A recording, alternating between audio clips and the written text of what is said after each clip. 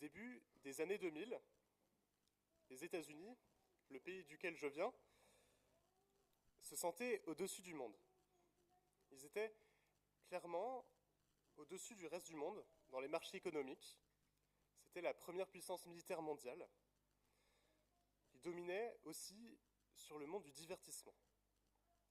Le pays avait l'air d'être une puissance inarrêtable, indétrônable et intouchable.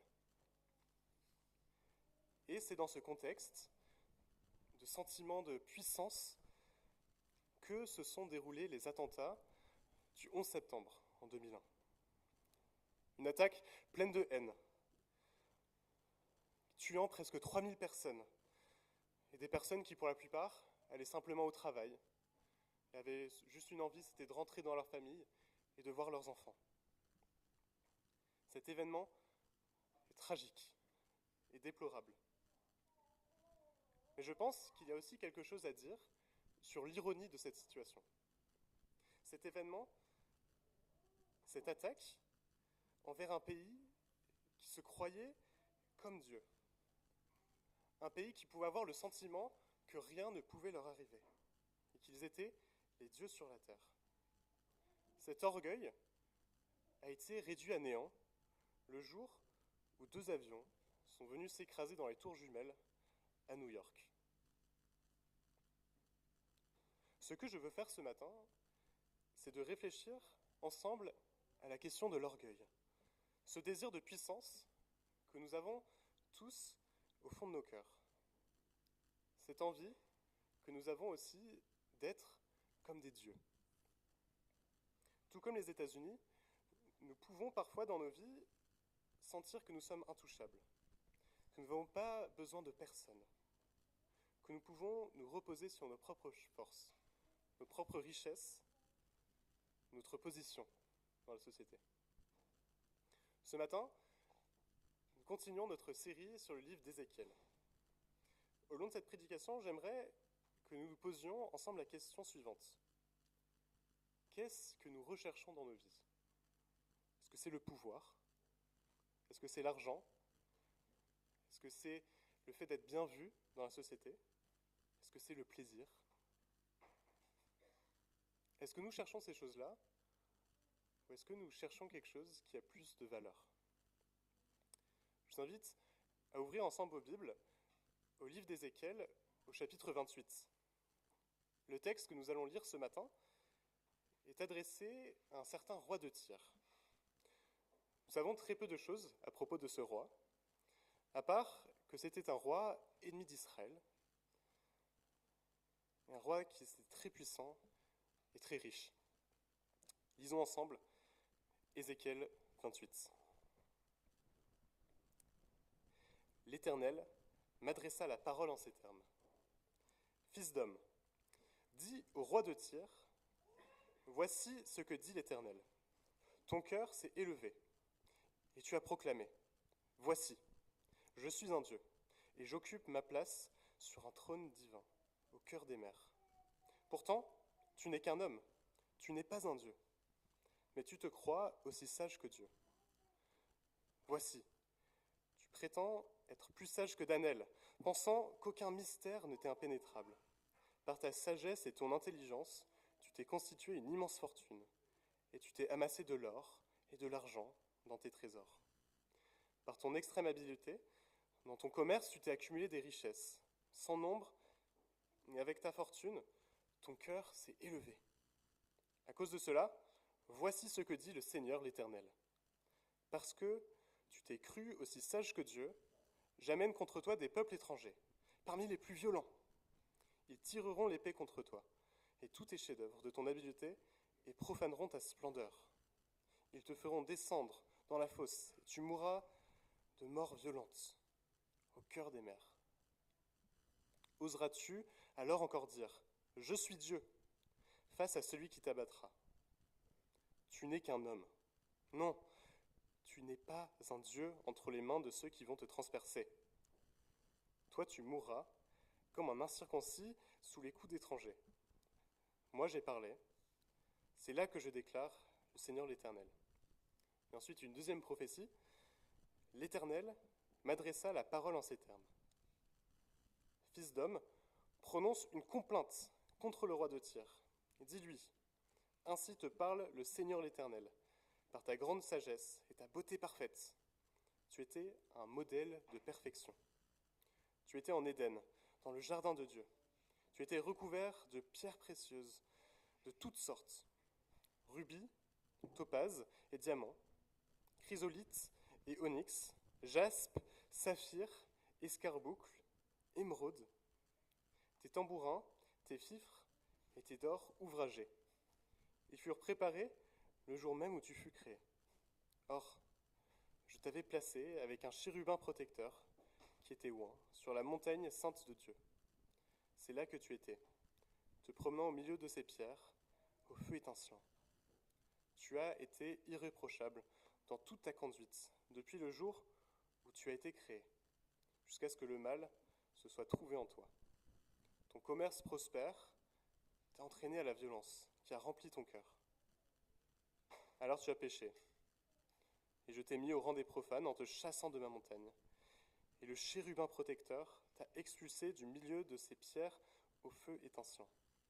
De ta grande beauté, tu t'es enorgueilli, et tu as laissé la splendeur pervertir ta sagesse. Je t'ai précipité à terre, et te donne en spectacle aux autres rois.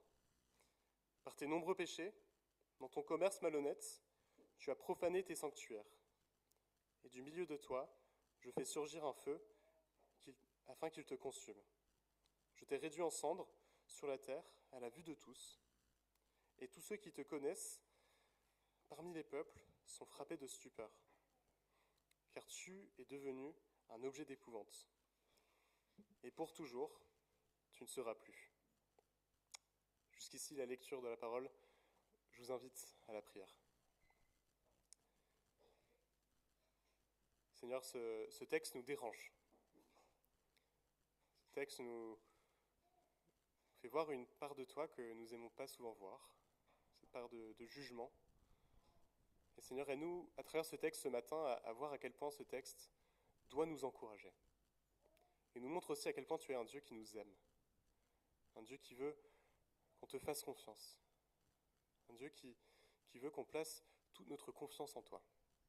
Seigneur, à travers ce roi de Tyr ce matin, aide-nous à nous concentrer sur l'essentiel. Aide-nous à ne pas placer notre orgueil en nous-mêmes, mais à te faire pleinement confiance. Seigneur, merci pour ce texte, merci pour ta parole, et merci pour ton amour pour nous, au long des siècles. Amen. Notre texte de ce matin est assez surprenant. Et il est divisé en deux parties, en deux prophéties. La première prophétie ressemble à un jugement envers le roi. On apprend un peu plus de ce que ce roi a fait de mal.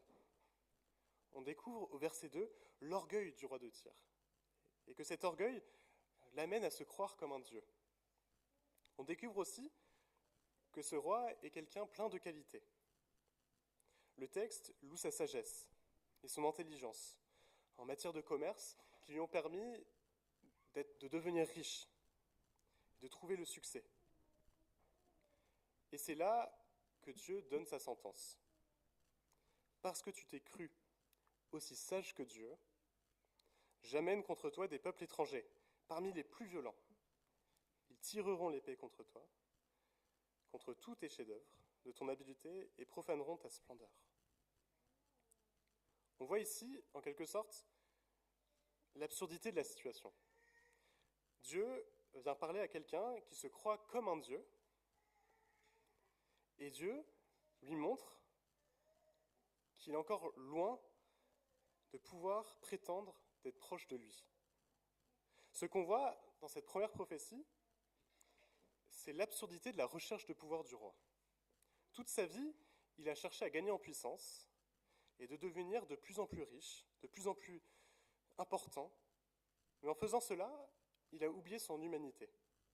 Il oublie que sa vie est fragile et qu'il n'est rien face au Dieu créateur de l'univers. Et c'est ce qu'on voit au verset 9. Oseras-tu dire encore « Je suis Dieu » face à celui qui t'abattra. Tu n'es qu'un homme, non, tu n'es pas un Dieu entre les mains de ceux qui vont te transpercer. Cette ironie qu'on voit dans ce texte doit nous faire réfléchir. Peut-être que nous ne sommes pas aussi orgueilleux que le roi de Tyr. Nous ne nous croyons peut-être pas littéralement comme des dieux, mais parfois, nous pouvons vivre nos vies comme si c'était le cas. Parfois, nous voulons prendre à Dieu la place qui lui appartient. Nous prenons des décisions en fonction de la réussite qu'ils vont nous procurer. Et nous sommes aussi très souvent obsédés par l'argent et le sentiment de pouvoir qu'il peut nous donner. Peut-être aussi que nous cherchons à plaire à quelqu'un. Peut-être nous cherchons la reconnaissance de certaines personnes, que ce soit un parent, un ami ou un collègue. Ce texte nous met en garde. Il nous oblige à regarder au profond de nos cœurs. Et il nous oblige à nous demander pourquoi nous faisons les choses que nous faisons. Pourquoi est-ce qu'on met l'énergie dans les choses où nous mettons notre énergie? Ce texte nous demande littéralement « Pour qui tu te prends ?» Est-ce que je me prends pour le roi de ma propre petite planète, comme le roi dans Le Petit Prince de Saint-Exupéry? Et est-ce que c'est notre ego qui dirige nos choix de vie? Et cette question, elle n'est pas vite répondue. C'est un combat avec lequel on risque de se battre tout au long de nos vies. Mais ce n'est pas un combat en vain. Lisons maintenant la deuxième partie de ce passage. Alors que la première prophétie était une prophétie de jugement, cette deuxième partie prend plutôt la forme d'une lamentation. Le ton est beaucoup plus triste, et l'accent dans cette prophétie est mis sur la tristesse de voir ce roi mal tourné. Pour montrer cette déception, Dieu va utiliser des images bibliques, et en particulier ici, celle du Jardin d'Éden et du récit de création de la Genèse. Certaines personnes ont déjà essayé à travers ce texte de justifier que le roi de Tyr est en fait une image de Satan. Et ce texte raconte l'histoire de Satan et de sa chute. Et dans un certain sens, cette explication n'est pas complètement stupide. Certains de vous ont dû observer que dans vos Bibles et dans le texte qui était affiché, le texte était légèrement différent. Cela est dû en fait à la différence entre les manuscrits hébreux et les manuscrits grecs que nous avons en notre possession. Le texte hébreu, au versets 14 et 16, semble comparer le roi de Tyr à un chérubin. Les chérubins sont des êtres protecteurs qu'on voit dans la Bible apparaître, qui vont protéger des lieux ou des personnes. Mais dans les manuscrits grecs, qui sont repris par exemple dans la traduction de la Bible du Semeur, le chérubin, en fait, c'est juste un autre personnage. Quelqu'un qui est simplement présent dans la scène, sans forcément être comparé au roi. Et je pense, comme les traducteurs de la Bible du Semeur, et un grand nombre de théologiens, que les manuscrits grecs de l'Ancien Testament sont ici plus fidèles au texte original. Je pense que le but que Dieu avait à travers ce texte était de comparer le roi de Tyr à Adam, et non au diable. Et donc pour cette raison, il serait étrange que ce texte soit à la fois une référence à Adam, dans le jardin, et en même temps au récit de l'exil de Satan du paradis. Adam, dans la Bible, c'est le premier roi humain. Dieu l'a créé et lui a donné une grande place et une grande richesse. Il lui demande d'être le responsable et le gardien du jardin. Et comme au roi de Tyr, Dieu a donné à Adam de grands biens, de grandes richesses et une grande intelligence. Et donc, on pourrait complètement s'attendre à ce que ces deux personnages fassent de grandes choses et accomplissent la volonté de Dieu. Mais Adam, tout comme le roi de Tyr, ont perdu de vue la raison de leur appel. Et au lieu de continuer de servir Dieu et d'obéir à ses demandes, ils se sont tous les deux laissés corrompre. Ils ont laissé leur volonté de devenir comme des dieux corrompre leur raison de vivre. Et au lieu de ça, ils ont voulu être aussi forts et puissants que Dieu, et de pouvoir régner à sa place. Et donc, en faisant le rappel de l'histoire du péché d'Adam et Ève, Dieu souhaite qu'on compare Adam au roi de Tyr. Dieu souhaite qu'on voit la gravité de la faute de ce roi, qu'on voit que sa sagesse et son intelligence ne sont pas des excuses pour faire ce qu'il a fait. Et qu'ultimement, que c'est Dieu le maître des situations, que c'est en Dieu et en Dieu seul qu'on doit mettre notre espoir et notre vie. Ce texte me rappelle certaines paroles qu'a dit la chanteuse Madonna lors d'une interview pour le magazine Vanity Fair en 1991. Elle dit ceci: « Ce qui me motive dans la vie, c'est cette horrible peur d'être médiocre. Et cela me pousse sans cesse à aller de l'avant. Car même si je suis devenu quelqu'un, je dois encore prouver que je suis quelqu'un. Mon combat n'a jamais pris fin et ne prendra probablement jamais fin. » Ce que vient de dire Madonna ici devrait résonner chez beaucoup d'entre nous. Combien de nous font comme Madonna, en cherchant à justifier notre existence et nos choix de vie à cause de notre peur d'être médiocre? Beaucoup d'entre nous ont des objectifs et des rêves pour leur vie. Ces choses-là ne sont pas forcément mauvaises, mais elles peuvent très rapidement être mal placées. Peut-être que, comme le roi de Tyr, nous oublions le sens premier de notre vie. Nous pouvons oublier que nous travaillons pour avoir une vie qui plaît à Dieu. À la place, nous faisons trop souvent les choses comme Madonna. Nous essayons d'auto-justifier nos vies en faisant de notre mieux pour ne pas être des nuls, pour se sentir bien et que les gens autour de nous pensent que nous sommes des personnes de qualité. Mais quand on avance sur ce chemin, on se rend compte qu'en fait, on n'est jamais satisfait. Notre soif de reconnaissance n'est jamais rassasiée. Tous nos rêves, les compliments qu'on cherche, nous procurent du plaisir. Oui, mais du plaisir à court terme. Et ce plaisir ne répond pas au problème profond, ce vide que nous ressentons tous, et cette quête de sens à laquelle nous cherchons une réponse. Nous gardons tous en nous cette part d'orgueil. Et comme le roi de Tyr, nous cherchons tous quelque part à être comme des dieux. Et ce texte touche quelque chose de très profond en nous. En nous forçant à voir la condamnation de roi de Tyr, ce texte nous renvoie à nous-mêmes. Est-ce que notre comportement et nos actes nous rendent similaires à ce roi? Sommes-nous comme lui, coupables d'orgueil, ou de nous croire comme Dieu? Et si oui, méritons-nous la même punition que ce roi? Oula, Siri me parle. La réponse, frères et sœurs, est tristement oui. Nous sommes tous coupables comme ce roi. Que nous le voulions ou non, depuis le péché d'Adam et Ève, nous sommes tous responsables du péché sur la terre. Nous reproduisons tous la faute des premiers humains en voulant, nous aussi, prendre la place qui revient à Dieu. Et nous avons donc, aujourd'hui, le choix d'être comme le roi de Tyr, de nous reposer sur nos propres forces et de construire une vie, une identité basée sur l'orgueil et l'accumulation de richesses. Ou nous pouvons reposer nos vies sur Jésus.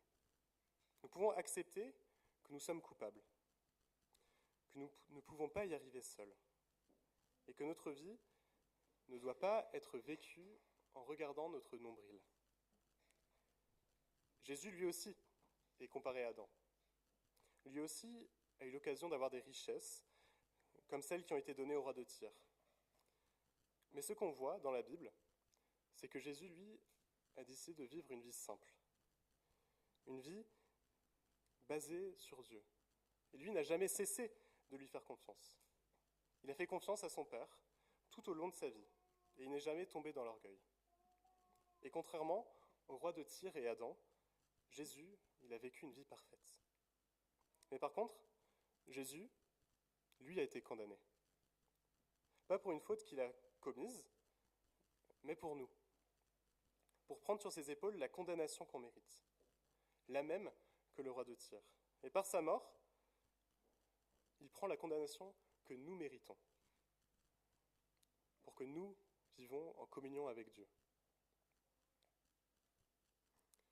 Nous, frères et sœurs, nous nous sentons trop souvent comme les États-Unis, que j'ai cité en introduction.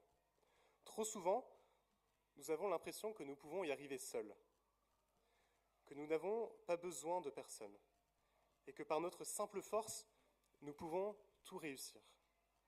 Tout ça pour nous rendre compte, au travers d'un événement difficile de la vie, que ce soit la perte d'un travail, une relation brisée, un décès d'un être cher, un changement de situation de vie inattendu, que nous ne sommes pas maîtres de notre destin. Et tout comme les Américains qui ont traversé cet attentat, nous avons un choix. Soit nous devenons nihilistes, c'est-à-dire que nous pensons que de toute façon, nous finirons par mourir, que notre vie s'arrêtera. Donc à quoi bon vivre? À quoi bon faire des efforts? À quoi bon rendre le monde qui est autour de nous meilleur? Ou nous pouvons avoir le choix de reposer notre vie sur une réalité plus grande, de laisser notre orgueil et notre ego de côté et de savoir que nous ne pouvons pas réussir notre vie seulement par la force de notre bras. En réponse à ça, nous sommes appelés à vivre une vie basée sur ce message d'espérance. Une vie qui prend sens justement par le sacrifice de Jésus.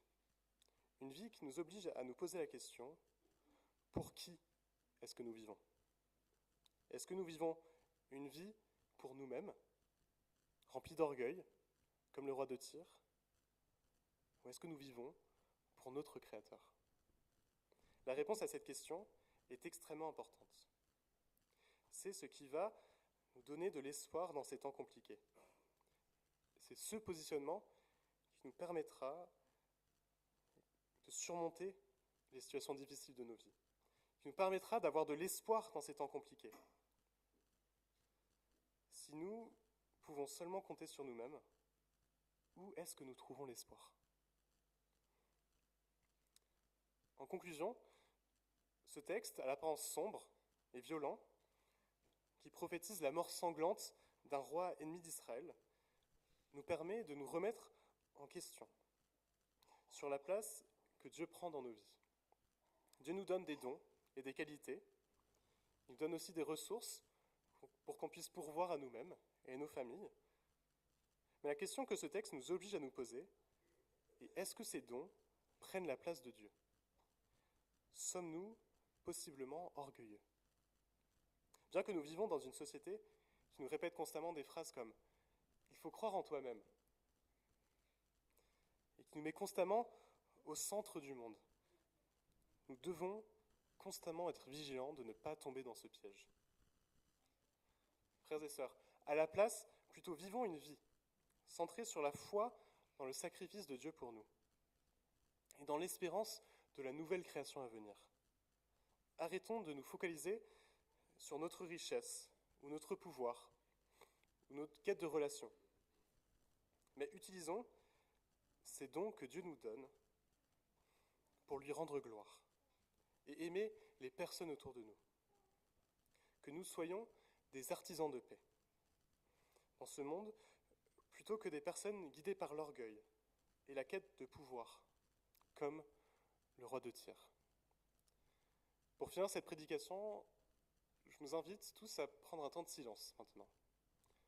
Et pendant ce temps de silence, je vous invite à identifier quels sont les domaines dans nos vies où nous pouvons nous rendre coupables d'orgueil. Quelles sont les choses que nous faisons ou que nous pensons pour reposer sur nos propres forces plutôt que de reposer sur Dieu. Prenons un temps de silence.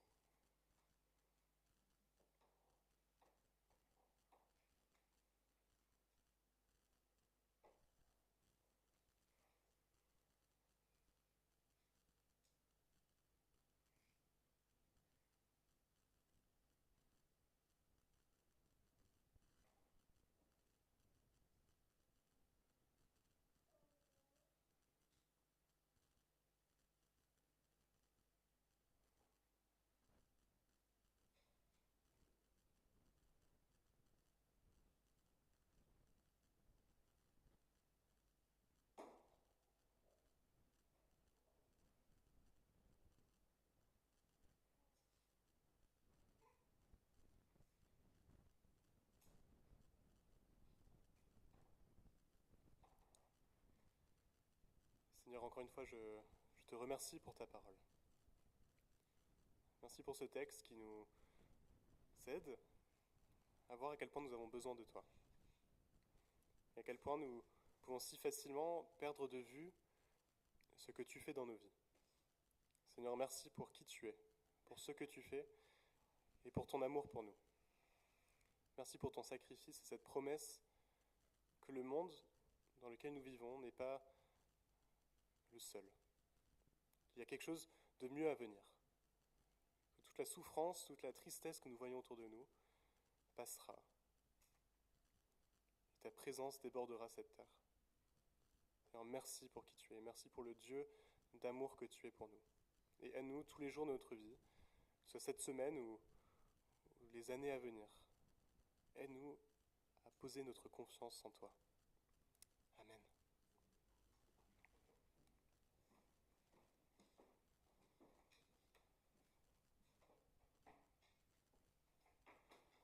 Jésus, William nous l'a rappelé dans la prédication, est l'anti-Adam, l'anti-roi de Tyr.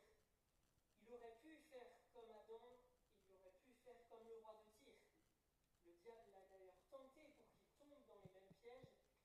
Dans l'entrée dans son ministère, alors qu'il était tenté dans le désert, le diable lui a montré tous les royaumes de la terre en lui disant « Tous ces royaumes m'appartiennent, il suffit que tu plies le genou devant moi et je t'offre tous ces royaumes. » Jésus aurait pu monter une armée avec les Juifs, un grand nombre de Juifs à l'époque, qui n'attendaient que quelqu'un pour les guider et pour débouter l'envahisseur romain. Merci beaucoup. Jésus aurait pu, je disais, monter une armée avec tous les Juifs qui n'attendaient qu'un leader pour débouter l'envahisseur romain de leur terre. Jésus lui-même dit, avant la croix, qu'il aurait pu demander une armée d'anges à son Père pour détruire ceux qui voulaient le détruire. Mais Jésus a choisi un autre chemin, et Jésus, en choisissant un autre chemin, nous montre à nous aussi un autre chemin.